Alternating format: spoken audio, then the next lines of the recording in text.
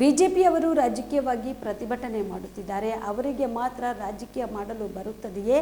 ನಮಗೂ ರಾಜಕೀಯವಾಗಿ ಪ್ರತಿರೋಧ ನೀಡಲು ತಿಳಿದಿದೆ ಎಂದು ಮುಖ್ಯಮಂತ್ರಿ ಸಿದ್ದರಾಮಯ್ಯ ಸವಾಲ್ ಹಾಕಿದರು.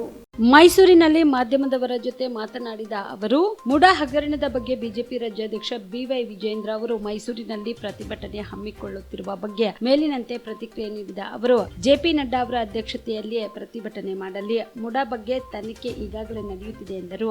ಬದಲಿ ನಿವೇಶನ ನೀಡಿರುವುದು ಕಾನೂನು ಬದ್ಧವಾಗಿದೆ ಎನ್ನುವುದು ನಮ್ಮ ವಾದ.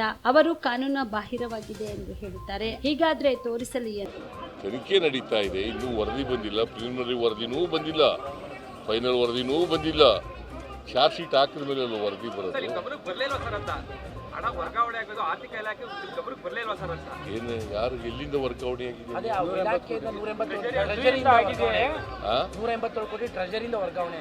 ಪ್ರತಿ ಸಾರಿನೂ ಕೂಡ ನನ್ನ ಹತ್ರ ಬರಲ್ಲ. ಅವರು ಎಷ್ಟು ದುಡ್ಡಿದೆ ಅಷ್ಟು ರಿಲೀಸ್ ಮಾಡಿಬಿಡ್ತಾರೆ. ಅವ್ರಿಗೆ ಯಾರು ಅಧಿಕಾರಿಗಳು ರಿಲೀಸ್ ಮಾಡ್ತಾರೆ. ಅದು ನನ್ನ ಗಮನಕ್ಕೂ ಬರಲ್ಲ. ನಾನು ಕೂಡ ಅದಕ್ಕೆ ಸೈನ್ ಹಾಕಲ್ಲ. ಗೊತ್ತಾಯ್ತಾ? ಅದು ತನಿಖೆ ಇನ್ನೂ ಮುಗ್ದೇ ಇಲ್ವಲ್ಲಪ್ಪ. ತನಿಖೆ ಮುಗಿದೀನಿ ಸುಮ್ಮನೆ ಹೇಳಿದ್ರೆ ಬಿಜೆಪಿ ಅವ್ರು ಹೇಳ್ತಾರೆ ಅಂತ ನೀವು ಕೇಳ್ತೀರಾ? ಇನ್ಯಾರು ಹೇಳಿದ್ರು ನಿಮ್ಗೆ? ಎಲ್ಲಿ ವರದಿ ಬಂದಿದೆ? ಎಲ್ಲಪ್ಪ ವರದಿ ಬಂದಿದೆ? ಎಲ್ಲಿ ಬಂದಿದೆ? ಇನ್ನು ಚಾರ್ಜ್ ಶೀಟ್ ಹಾಕಿಲ್ಲ, ವರದಿ ಬಂದಿದೆ. ಚಾರ್ಜ್ ಶೀಟ್ ಹಾಕಿಲ್ಲ, ಇನ್ನೂ ಎಂಕ್ವೈರಿ ನಡಿ, ಇನ್ವೆಸ್ಟಿಗೇಷನ್ ಇಸ್ ಗೋಯಿಂಗ್ ಆನ್. ವರದಿ ಬಂದಿದೆ ಅಂದ್ರೆ ಎಲ್ಲಿದೆ? ದಾಖಲಾತಿ ಕೊಡಪ್ಪ, ದಾಖಲಾತಿ ಕೊಡೋದು ದಾಖಲಾತಿ. ಟ್ರೆಜರಿಯಿಂದ ಹೋಗಿರೋ ದುಡ್ಡು ಏನಂತ ಬಂದಿದೆ? ಇದೇನು ಆದೇಶನ? ಯಾರು ಆದೇಶ ಮಾಡಿರೋರು? SIT ಅವ್ರು ಕೊಟ್ಟದಕ್ಕೆಲ್ಲ ನೀವು ಮಾಡ್ತೀರಿ. ಇನ್ನೂ ರಿಪೋರ್ಟ್ ಬಂದಿಲ್ಲ.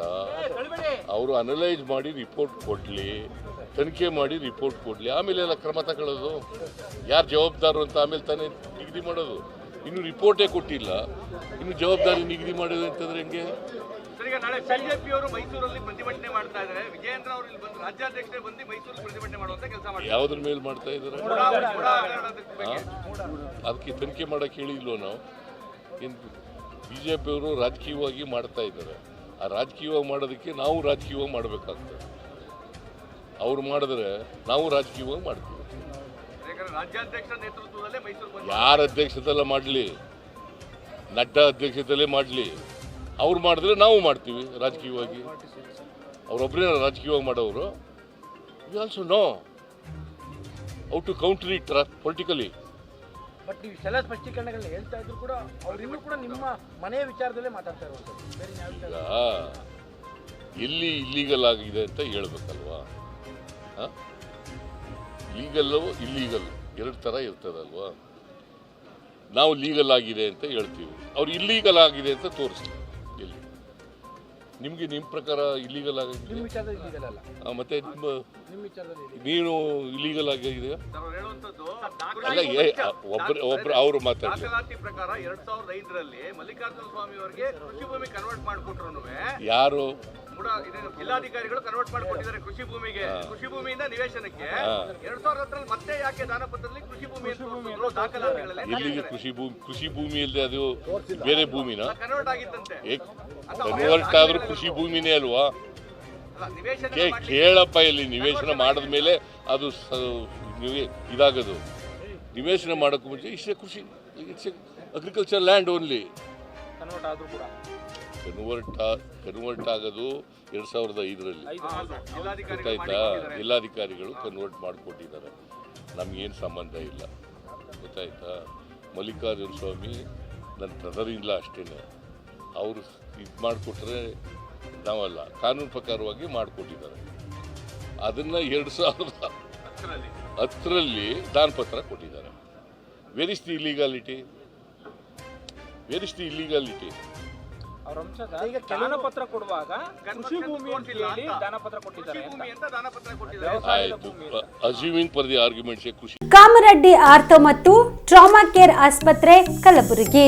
ಡಾಕ್ಟರ್ SB ಕಾಮರೆಡ್ಡಿ ಹಾಗೂ ಡಾಕ್ಟರ್ ಪ್ರತಿಮಾ ಎಸ್ ಕಾಮರೆಡ್ಡಿ ಸಾರಥ್ಯದಲ್ಲಿ ಕಳೆದ 11 ವರ್ಷಗಳಿಂದ ಸಾವಿರಾರು ರೋಗಿಗಳಿಗೆ ದಿನದ 24 ಗಂಟೆ ತುರ್ತು ಸೇವೆ ನೀಡಿದ ಶ್ರೇಯಸ್ಸು.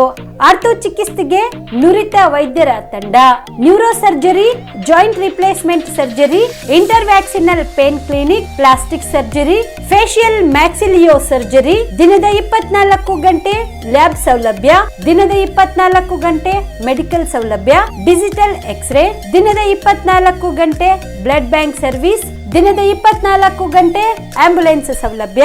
ಹೆಚ್ಚಿನ ಮಾಹಿತಿಗಾಗಿ ಸಂಪರ್ಕಿಸಿ ಸರ್ಕಾರಿ ಐಟಿಐ ಕಾಲೇಜು ಮುಂಭಾಗ, ಕಾಮರೆಡ್ಡಿ ಆರ್ಥೋ ಮತ್ತು ಟ್ರಾಮಾ ಕೇರ್ ಆಸ್ಪತ್ರೆ, ಕಲಬುರಗಿ. Phone number 084722566163.